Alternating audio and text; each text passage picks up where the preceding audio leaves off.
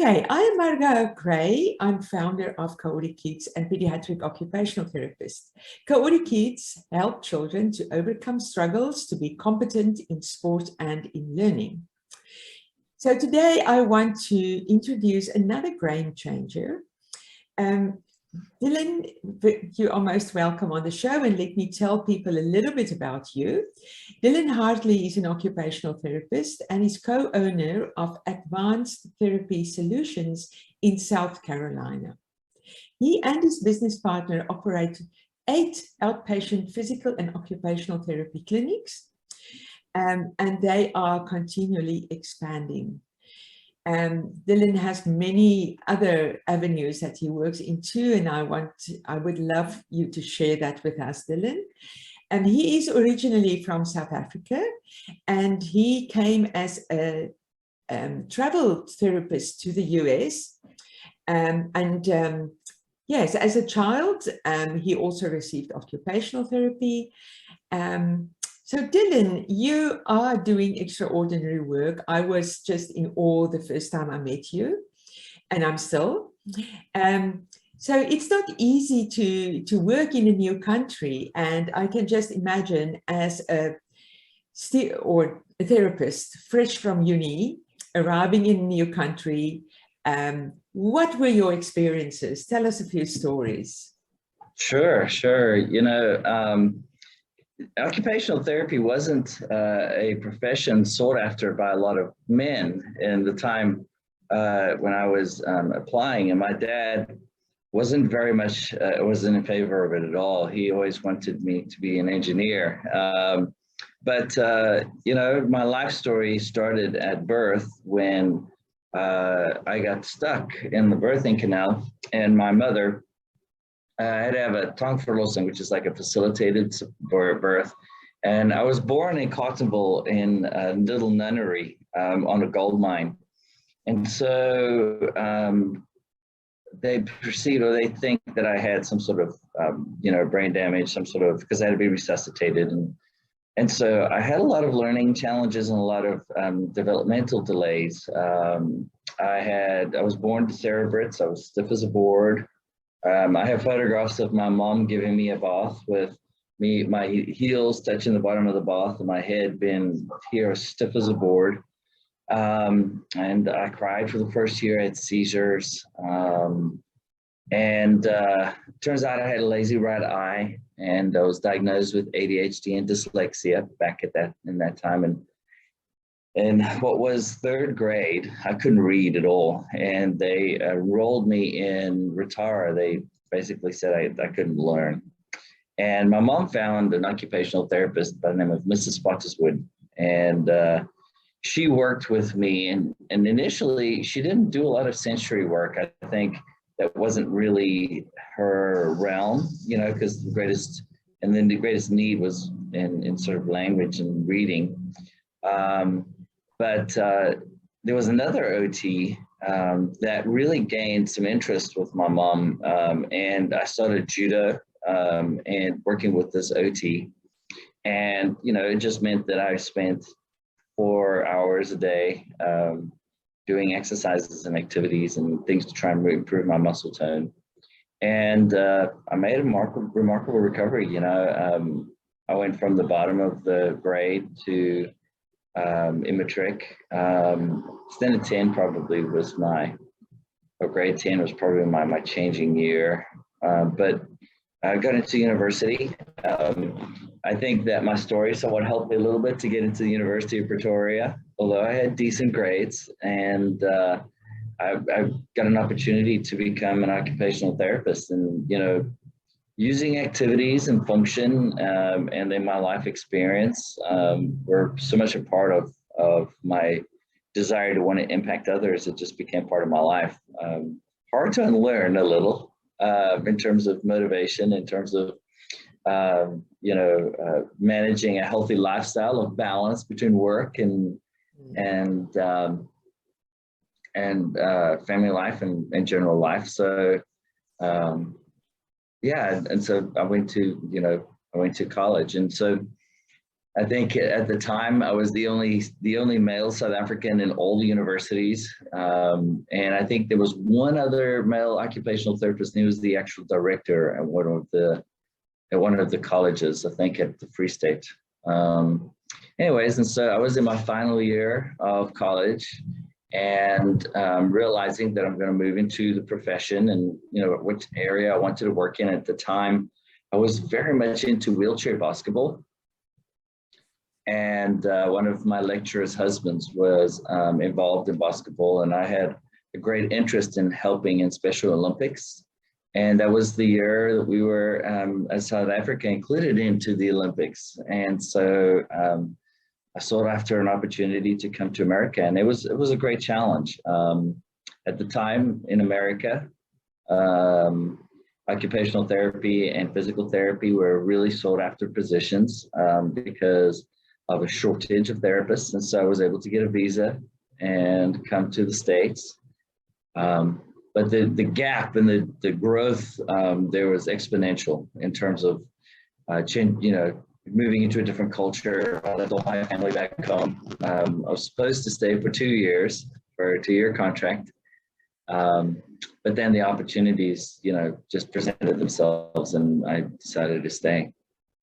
Wow, what a story. That is so inspiring and so awesome. And to know where you are now is just incredible. So you've been in pediatric occupational therapist for most of these years. You might have answered it already, but why children? Why pediatrics? That's a really good question. I think I find great joy in it. I was working in some adult and pediatric, arenas, and pediatrics was always my love, was always my passion, was always where I felt like I could be my true self and authentic. I didn't put on the therapy hat as much in pediatrics. And so I was going through a challenging time in my life. I was missing my mom and my family. I was alone for the most part. And I was working with this young boy, and we were engaged in a bi-directional just activity. I was in flow.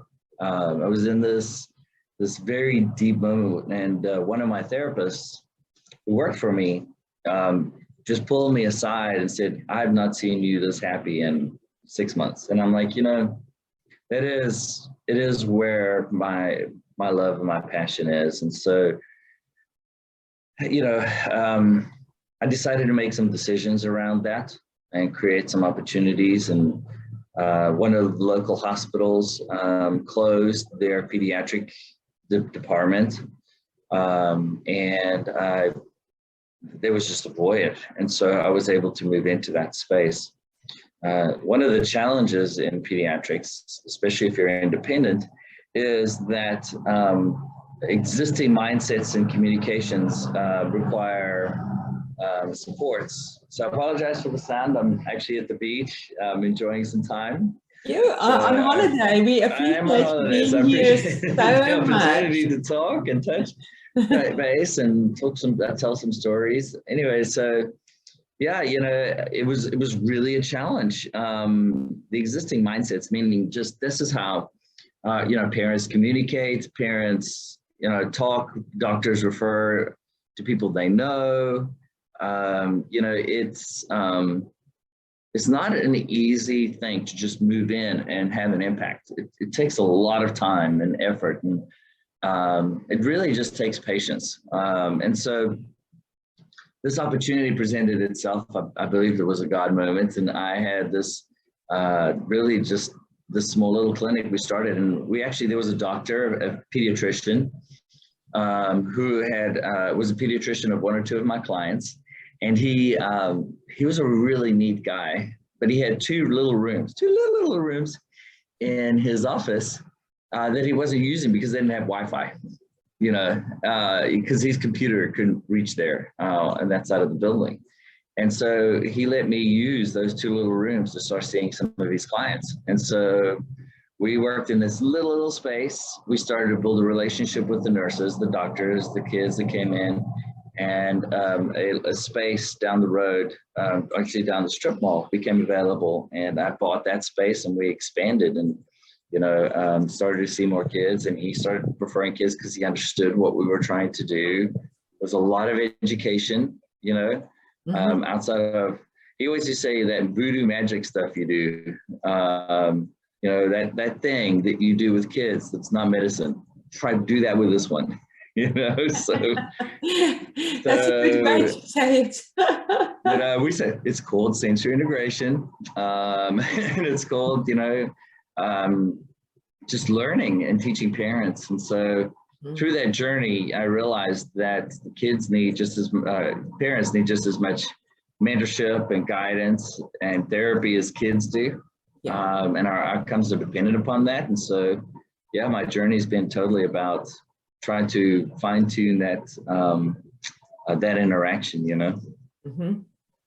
Yes, that's amazing. That's also, I'm just intrigued by children. They are all so special and different. And, I suppose it happens with adults as well, but I just love that little face that lights up when they achieve something they could not achieve before. Right. It's just like the best feedback that you can get, and the best reward that you can have for any work. So Advanced Therapy Solutions is a thriving private practice, and you are what many occupational therapists dream of, and that is to be a successful business person as well. But business skills aren't part of our training at all, and I don't think it's part of our makeup before we get into our studies. So many therapists just lack the knowledge, and then, of course, the confidence to step out of their comfort zones to create something big.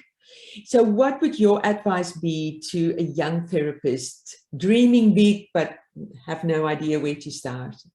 Sure. Well, and I think you nailed it on the head. You have to start with what you love and identify that is what you love, and create some structure around it. And I think asking yourself a few questions around why pediatrics? What do you love about the pediatrics? Is it the flow? Is it the space? Is it giving a parent a golden moment? Because when you build something around yourself based on your passion, based on what you have identified as what you love, it makes the other stuff a little easier, because you have to dedicate time and effort to the business, and you have to create opportunities to keep that love growing. I own a business, and I have a nonprofit, and I have all these things in terms of how I've built this business, this program, this company. But I still treat every day. I still see kids every day, at least 5 to 6 kids, and I mentor a lot of my therapists, because it is still my battery, it's still my joy, it is still my flow. My business is my means to getting there. But if business is your love and your flow and your joy, then that shifts just a little bit in how you manage your time and how you make decisions down the line. Mm-hmm. But I think that for me, in starting a business and growing, you have to surround yourself by people who can help and mentor you. There's not a book in the world. It's the same in therapy, right? There's not a book in the world or a video or a course that you can do that changes your perspective immeasurably in practice. It changes your ideas and your thoughts, but you still need to go out and work on it. You still need to practice it. You still need to make it your own. And I found that in business, surrounding myself with fellow businessmen and accountants and people who, not necessarily in pediatrics, but can ask me challenging questions like, what are you going to pay people? How are you going to retain them? What does retention look like? How are you going to build your culture? Are you going to own the space or lease it? How are you going to create your reporting? How are you going to document what you're doing? How are you going to save time? those kind of questions really drive many of the choices and determine your success. And so I was very fortunate that I found myself with a business partner who had the same questions. We had like goals, like minds, like needs. But we started small, and we were very intentional with our vision and our mission, and some of our values. And so we wrote down all of our values. We discussed our values with everybody that came on, what we expected of them, what was our goal. You know, we always knew that word of mouth, culture, and not notoriety, but what people perceived about us would drive our business. We were always going to be a boutique therapy group, providing a specialized service that dedicated time to therapists. We weren't going to just turn over patients. And so that, like I said, that drove so many of our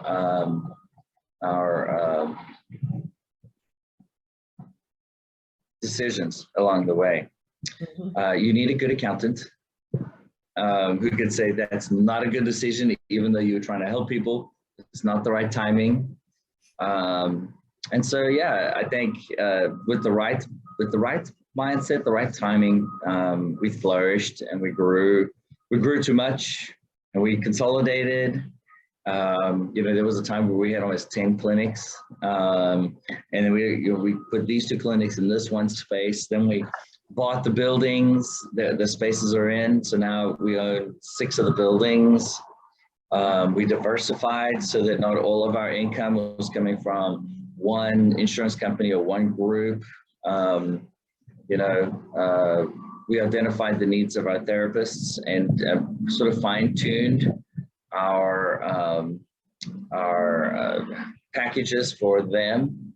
I found that pediatric therapists have unique needs in terms of their personal family situations, their dedication that fluctuates because they want to focus on their own kids.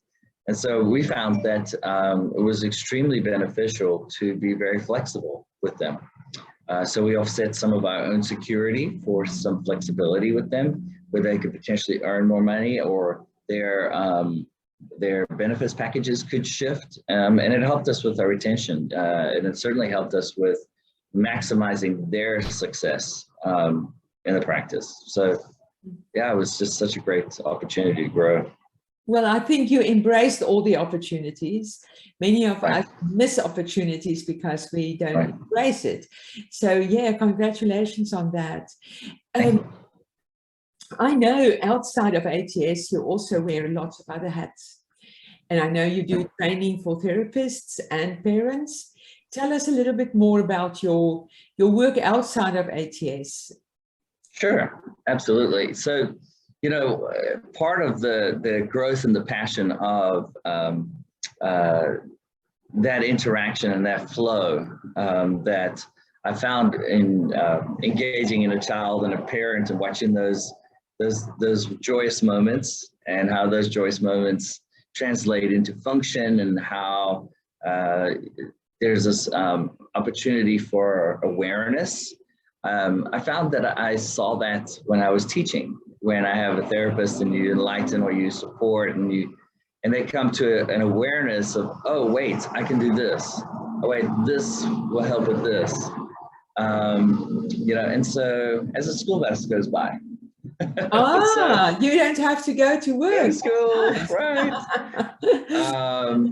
You know, and so an opportunity presented itself for interactive metronome, where I had built a relationship, because it is a lot about relationships, and it's, you know, relationships with parents, relationships with doctors, and in this case, it was a relationship with a rep who I was going to a conference, and he and I had built up a relationship, and I had sent him some videos of what I was doing, and he was intrigued. I was like, well, can you use this for this way? And what about this? And And at the time, Interactive Metronome was trying to develop a training and a protocol and these things, but I didn't know that. And so he called me 2 days before the conference and said that someone had bailed out on their presentation, and could I do a presentation on Interactive Metronome and hand function for the presentation? I said, absolutely, I can. I put down the phone. I'm like, I have no idea how I'm going to do that. And so, you know, I showed up at the presentation and I did the talk, which I absolutely loved. I think there were 300 people there. I was nervous, but they asked me to help develop the protocol and asked me to help start teaching. And so, man, I started certifying therapists. I helped them develop the program. We spent 10 years teaching Interactive Metronome, and then through one of the contacts then relationship, I met the folks at Integrated Listening Systems, and so through them, I did a presentation and then started training for them. And so, man, I was doing probably 2 presentations a month at a different city, training therapists, which was a true joy in meeting therapists and learning so much about how they run their businesses, how they start nonprofits, what they do. And then I met Dr. Miller, Lucy Miller at the Star Center, because I did a presentation for their group because they were going to do some research on Interactive Metronome. She invited me to come and teach there. And so then I started teaching with them. Right. And so then, you know, one thing led to another, and it just became a really big thing. And then I started getting into, you know, documentation, because I realized that documenting what we do is such a big challenge. And so one of my therapists and one of my trainers were working on a electronic medical records program called Fusion Web Clinic. And so they asked me to build it for them. And so I designed the program, designed all the parts of it. Took about 3-4 years to do that. And so, yeah, part of training and part of everything was just part of that. But I think it all starts with relationships and presenting what your ideas are, and not being afraid to tell people what you're thinking and what you would like to do. You know, I think very often, like you said, the opportunity presents itself. Well, if someone doesn't know that that's the opportunity that you're seeking, then the opportunity doesn't. And so, you know, I think my greatest challenge has been managing my time with all these opportunities. You know, but I think as one opportunity comes, you know, sort of comes to fruition, another one presents itself. And time management, based on my past, has not been my greatest strength, but I've been very fortunate to surround myself with people who help me make that successful, you know. Yeah, that's so with everything that you told us up to now, I'm just wondering, you know, there must be something that makes your clock tick, that one thing that keeps you going, that really get you up every morning and say, I'm going to work today, I'm going to do something, whatever today. Can you identify one thing, or are there about 10 million? It's a good question. But I would say in the morning, the one thing is that opportunity to interact and to share life with and potentially give hope, I think is where it is. About 5 years ago, as part of that process, I started a nonprofit as ancillary to my business to support families and to give them and help them with some hope. Certainly, I think for me, I'm almost 50 years old now, so next year will be 50. But I think part of that is the hope that I received. And I think that's where my joy comes in, is that little bit of hope.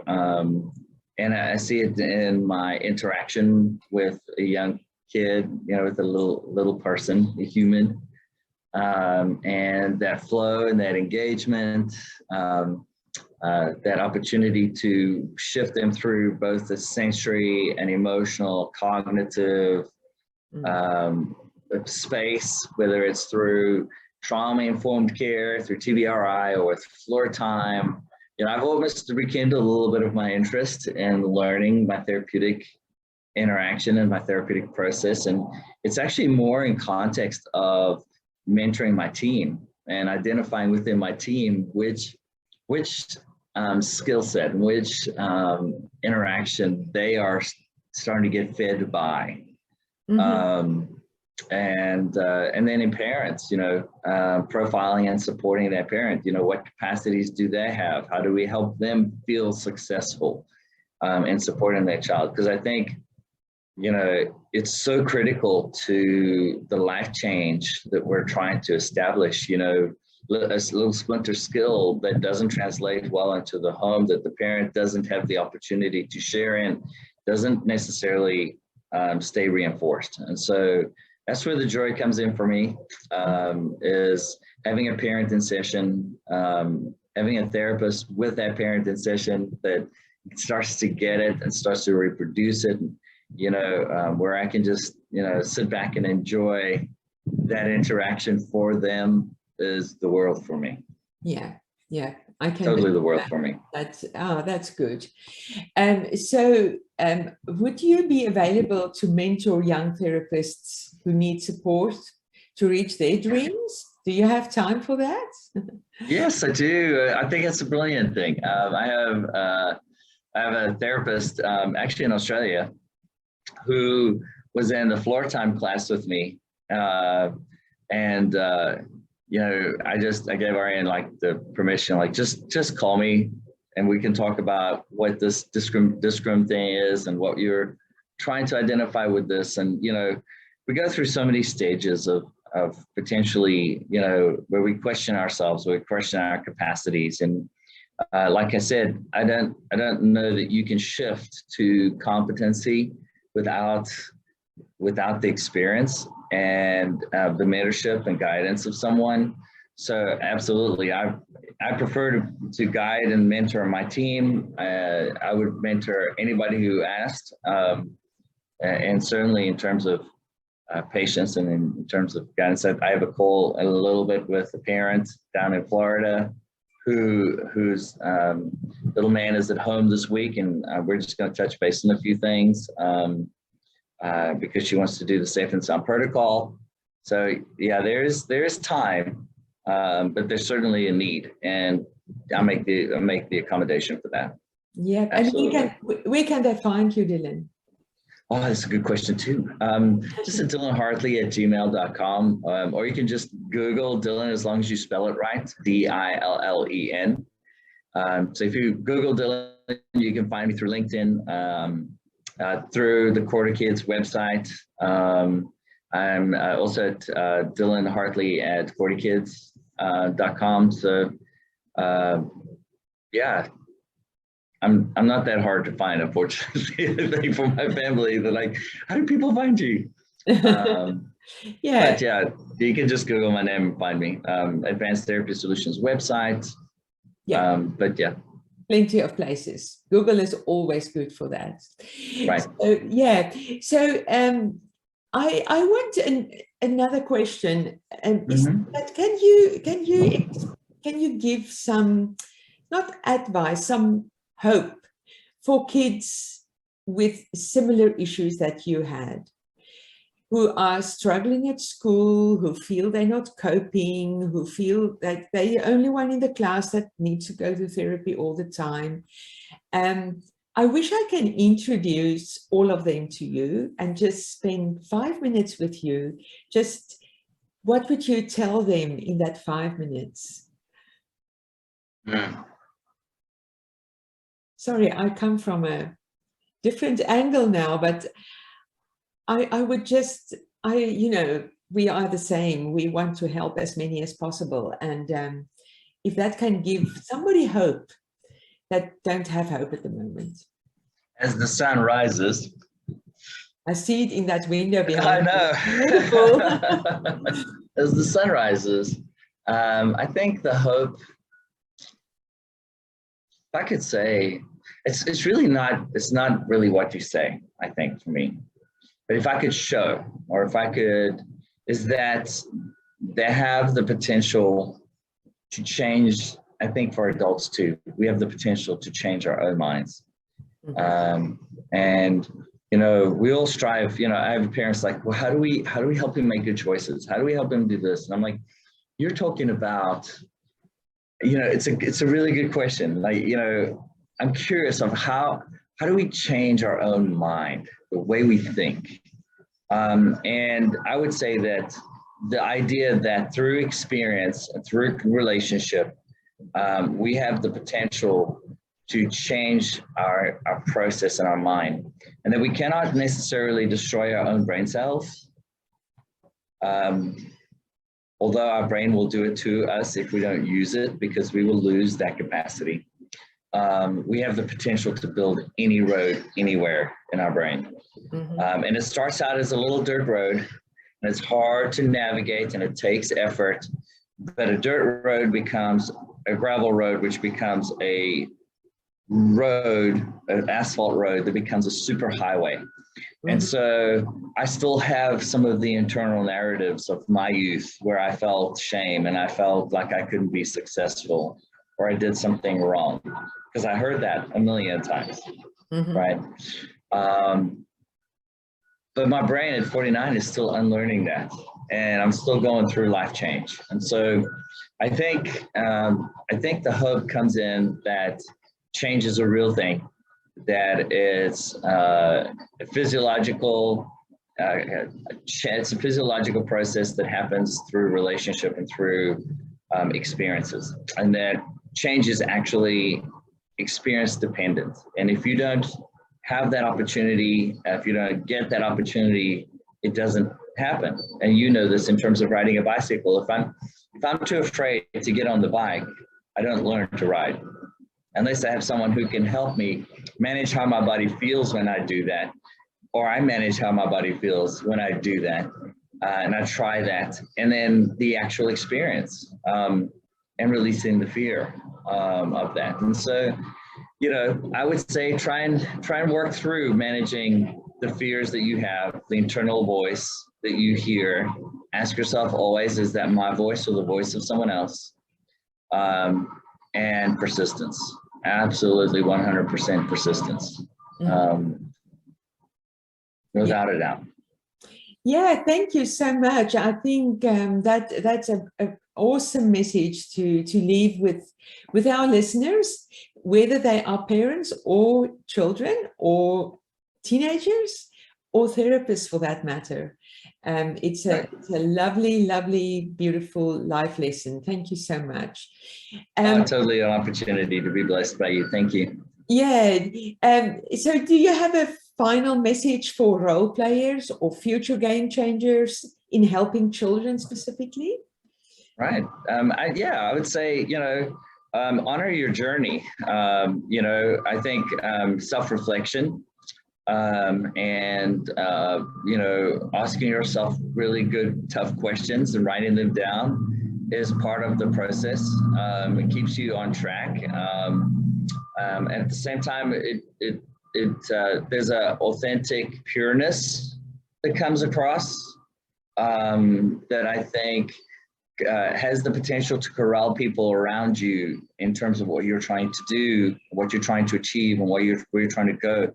That happens organically, and so I think honoring that, and I think it really comes down to that self-reflection and the practice of making adjustments that might be really hard, that might seem like you're taking a step back, are really, really, really important. And continue to make changes whether you are aware of it or not. And it did for me. And, you know, I had a young boy who came to the clinic this week who is graduating college as an attorney, who I saw as a little boy who couldn't read, who was autistic. rigid, and just to be a part of the beginning of that journey and that transition, and as an adult, like a man, was just, and I can't say that that was my intention, but certainly, I think, I don't know that I could have helped him if I had not made some really, really difficult decisions based on self-reflection, and be a part of that journey. I had to make some tough ones. So, I'd say not be afraid of that. Mm-hmm. Mm-hmm. Yes. Well, Dillen, I want to wish you all the best for the future. You have come such a long way, and you have done, I don't want to say you've come a long way. You have just created fantastic things, and you are just so inspiring and so lovely to talk to and to listen to. And thank you for your time. You're on holidays and you are spending time with us in our series of Game Changers in Helping Children, our CoordiKids series. And I find your career absolutely fascinating. And I'm always inspired after I spoke to you. I always get new ideas, for which I don't always have time, but yeah, perhaps I should work on my time management. So I understand. Well, and I think you're a game changer, and I think trying to help support the growth and the community of therapists, and that in terms of that mentorship and support, I think is something that you do extremely well. And I think through the CoordiKids program and through your potential to go into the home and to really impact that, and developing a team that can facilitate that, I think is inspiring as well. I think you're doing great work. I'm really honored to be on that. Thank you. Okay, but I'm sure that you will inspire many after this. So thank you so much. And the sun is up. Have your coffee. And it looks, and enjoy your holiday with your family. It's awesome. Thank you so much for being here.